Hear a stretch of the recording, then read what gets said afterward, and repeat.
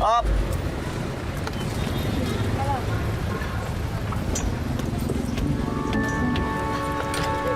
Ikaw, nakakarami ka na sa akin, ha? Kanina ka pa chancing Ano ka. chancing? Gusto lang ako sa'yo eh. Handle with care nga yun. Ulul, handle with care. Pero pumasok. Ayoko talaga pumasok, pre.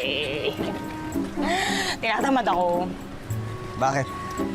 Eh, kasi yung prop ko ngayon, di ko bet. Manyakol kasi. Kung tinitignan ako, para akong laging hinuhubaran. Sino? Ayun, oh. Mr. Mangahas. Yan. Dali lang kakausapin ko lang. Uy, yun ang gagawin mo.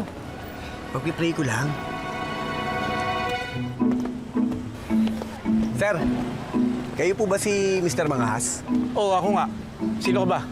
Kaibigan po ako ni Monica Di Maculangan. O ano ngayon? May pinapasabi po kasi siya sa inyo eh. Ano yun? Sapakin ko daw kayo. Uy!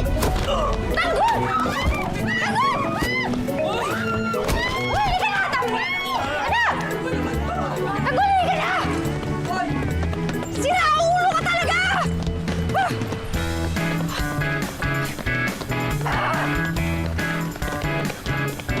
Uy! Tarantado ka! Bakit mo naman binugbog yung prof ko? Paano ako papasok na ngayon? Babagsak ako nun! Di ba sabi mo minamanyak ka? O di ngayon wala ka ng problema. Ano nang gagawin ko ngayon? Kaya mo na yun. Ang mabuti pa, mag-food trip tayo. Nagugutom na ako eh. Mababaw kang. Bakit? Kami ang masarap na kainan dito. Di ba dito sa Quiapo? Oh, ngayon kakain tayo sa pinakamasarap na iyawan dito. Sige na nga.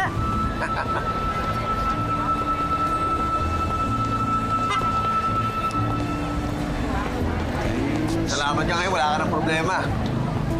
Sigurado ako magbalik mo sa eskwelahan. Mabait na mabait ka sa teacher mo. Naku, baka pag-initan pa ako noon dahil sa'yo. Oh, hindi pa bonito ang barbecue. Favorite.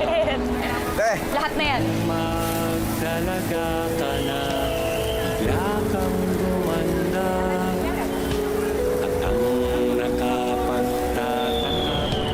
ano? Sulit ba hindi mo pagpasok? Oo na. Relax na. Ngayon pa tayong kakainan. Ang pinakamasarap dito sa Quiapo.